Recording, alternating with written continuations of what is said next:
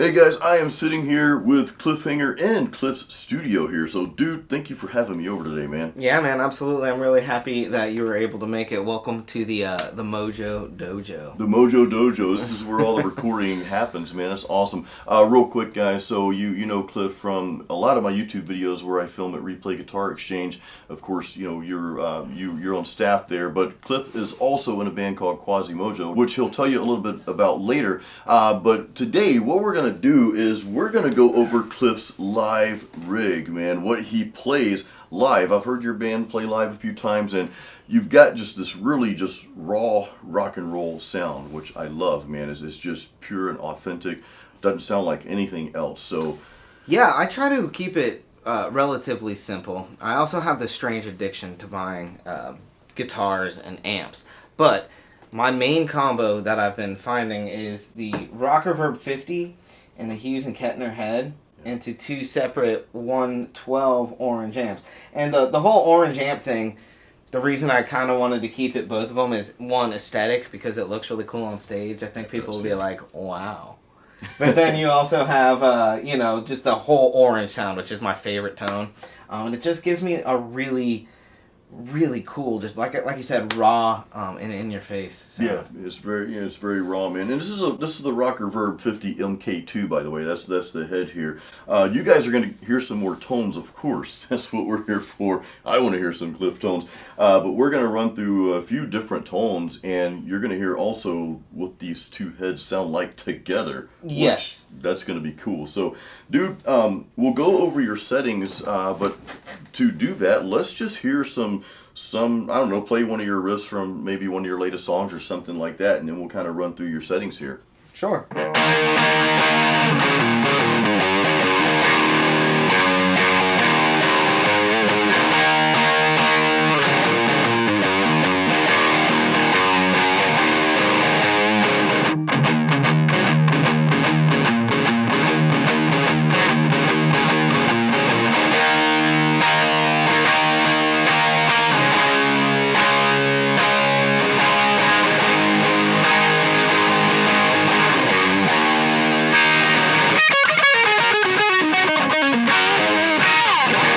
So, dude, that was kind of your core rhythm sound, right? Yeah, pretty much, man. I mean, it's pretty straight up. And as far as like my EQ goes, It mostly stays up like at 12 o'clock. Sometimes I'll take my mid-range and just boost it just a touch. Okay. And same with my bass and treble, just a touch. But if anything, I will scoot the bass back because I don't want to fight the kick drum.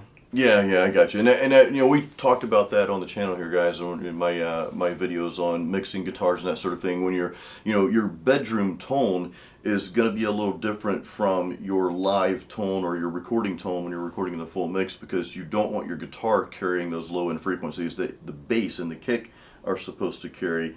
Otherwise, it's going to kind of create a muddy tone. Yeah, they fight each other, and if you can't get that to shine through, then it just doesn't pop the same, you know?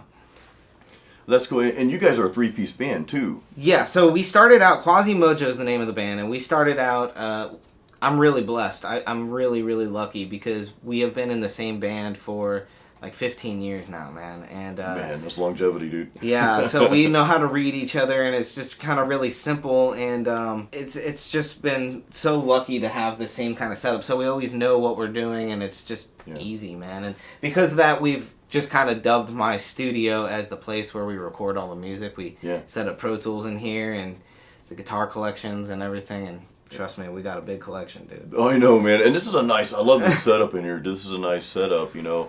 But one thing I want to point out here about Cliff settings, and we're going through some more tones, by the way. I want to hear some clean tones, some lead tones, what both amps sound like, and we'll go through how everything's mic'd up as well. But one thing that Cliff pointed out about your EQ settings, there's nothing crazy going on, dude.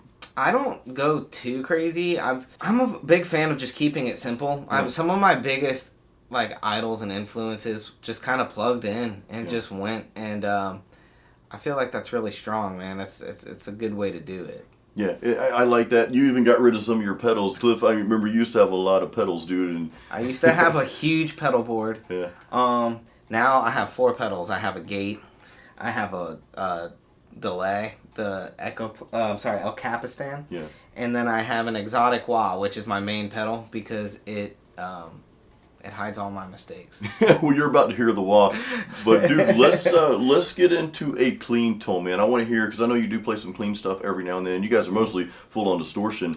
Now, one extra point I want to make about your gain. We talked about gain. Your gain here is right at what, like right at 6 or something like that here. Yeah, straight up the middle, man. I don't like to go. Yeah, it's Gotcha. It's like a 12 o'clock, and I don't like to go too much. Every now and then I'll go a little bit more, but I find if you do that, sometimes it gets a little bit brittle and fuzzy. And if you just put your gain up in the middle and then you crank the amp up, the actual volume up, you'll find that the distortion of the tubes is a real satisfying. It's a more of a classic rock feel, maybe a little bit more aggressive than a classic rock because we do have that gain in there. But it's a very nice warmth that's not too metal or too aggressive, and it ends up still sounding very mean and aggressive because you're just letting the amp do its thing, what it's meant to do. So you've got the clarity. The clarity. Yeah, the clarity is totally there. That's it, dude. So, man, we're gonna have you play some clean tones. Let's hear your clean setting here. Let's do it.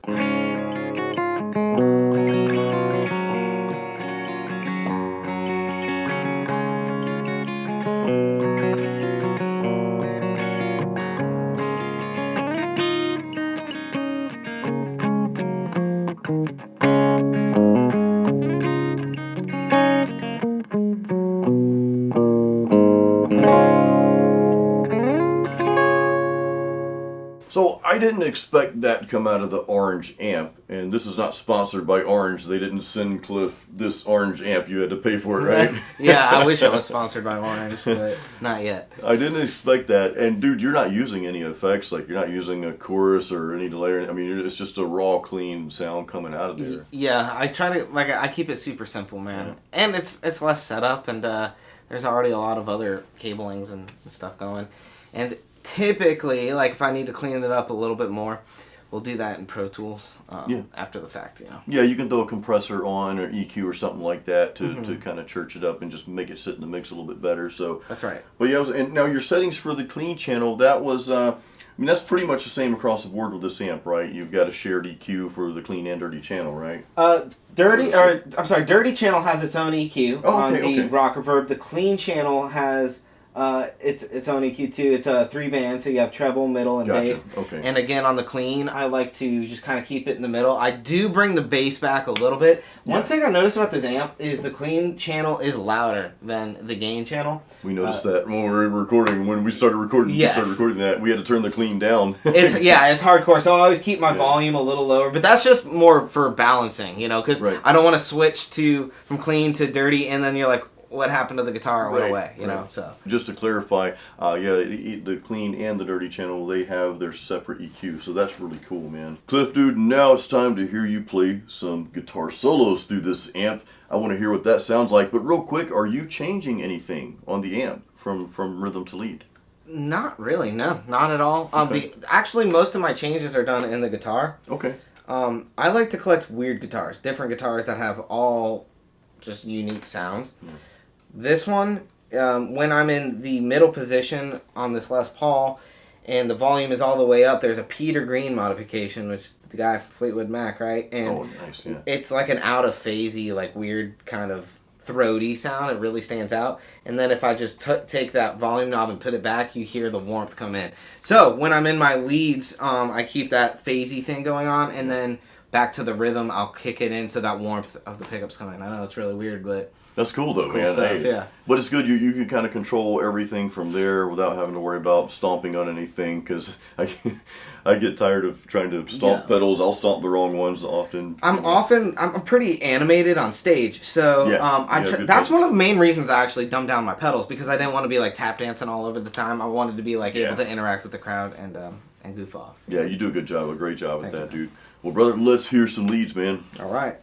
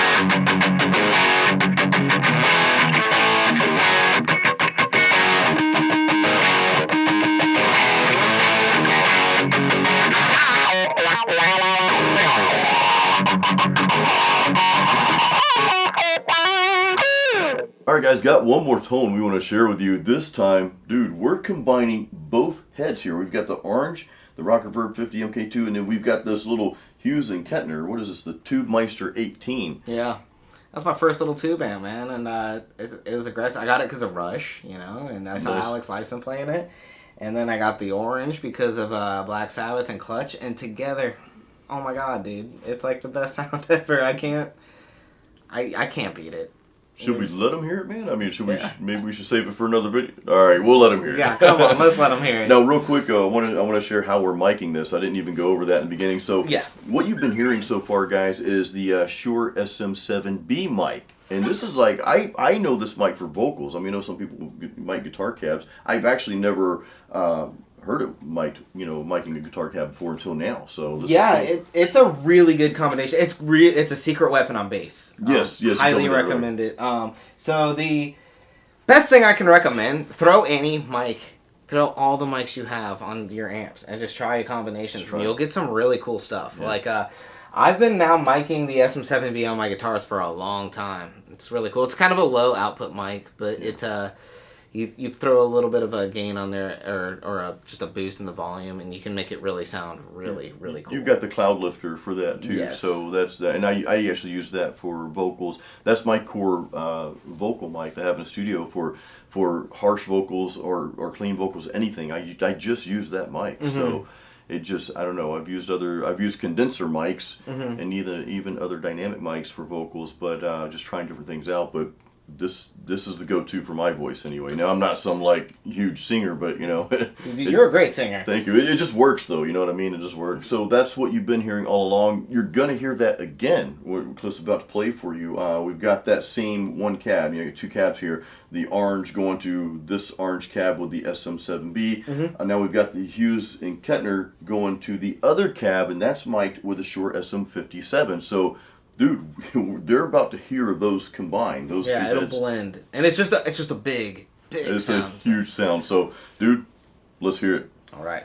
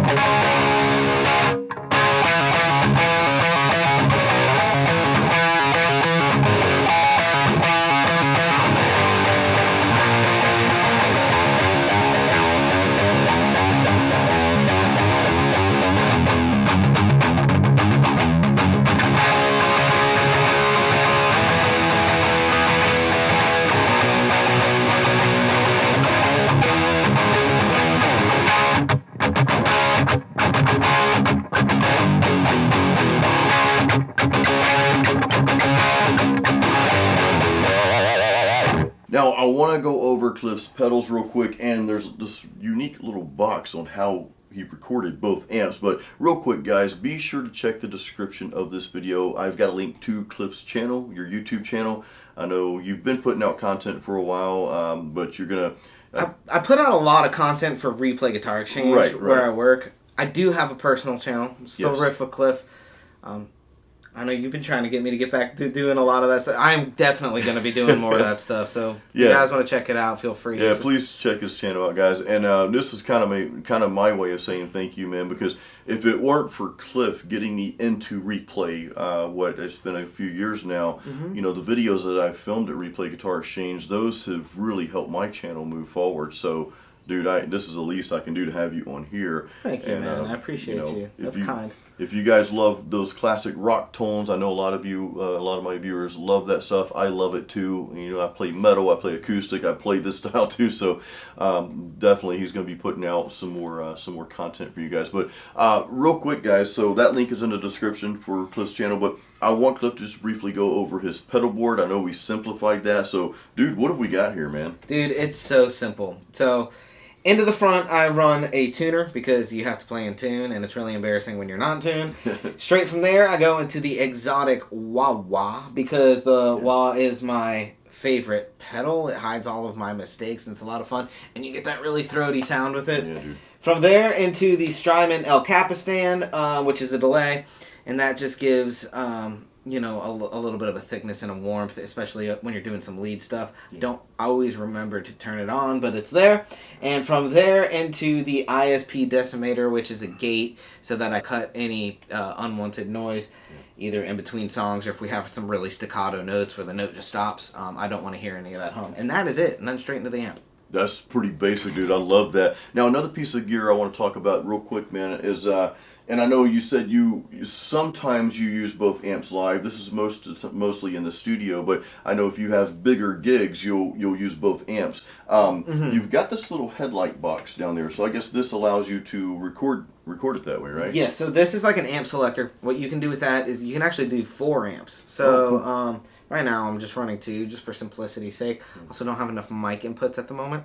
But if I did, we would be running 4 different amps into 1 guitar, and then from there you can, like, dude, you can knock the walls down in your house. It's awesome. It's like the coolest thing ever. Your neighbors will love it. That's awesome. Now, I said last thing, but I got one more thing, dude. Your guitar, we can't end this video without talking about, because this is the main guitar you're playing, right? Actually, I have a pretty cool Gibson collection. I love Gibson. Okay. I'm a Gibson fanboy. This is the main one I've been playing this week, but I try to shift, and I'll let you see some of these other ones too before you leave. But Sure. this is my Peter Green modded Gibson Les Paul. It's a very cool instrument. There's not a lot of them. They're very light. I mean, feel that, man. That thing weighs nothing. Wow. Typically, Les Pauls are pretty heavy, so I know, I'm really lucky with that. This is super light, dude. You want to hear the story of how I got it? Sure, let's hear it, man. So when Replay Guitar Exchange was first starting, that guitar came into the shop, and somebody had traded it in, and I fell in love with it. Best guitar I've ever played in my life, and I could not get it because it was too expensive for me. And so it sold, and I told myself, if it ever comes back in, then I will buy it. Well, like a year later... It got traded back in, and I was like, shit, here's my money. You had to buy it. Yeah, man, so... That's awesome, man. Yeah, this is super light. I love lighter guitars, man, for some reason, because when you're standing up playing for, an hour, 2-3 hours, it's, it becomes a... Backbreaker. Yeah. It's like the weight of the world on your shoulder, literally. So... Dude, thank you once again. Guys, don't forget, if you'd like to follow Cliff's channel, please do that. There's a link in the description of this video. Again, it's my way of saying thank you for really helping my channel grow. That just kind of came out of nowhere, me being able to film at Replay, and probably be filming there again pretty soon. But, guys, leave any questions also that you have for Cliff in the comments. Leave any questions you have about his gear. If you want to share some of the things that you're playing with as well in the comments, that always starts some really cool conversations. And Cliff, dude, thank you once again. I appreciate it, man. Yeah, thank you, Jason. One of these weird ones. Yeah, that was the weird handshake fist bump, but we got it. Thank you, man. All right, guys. Until the next video, you know what to do. Keep it metal.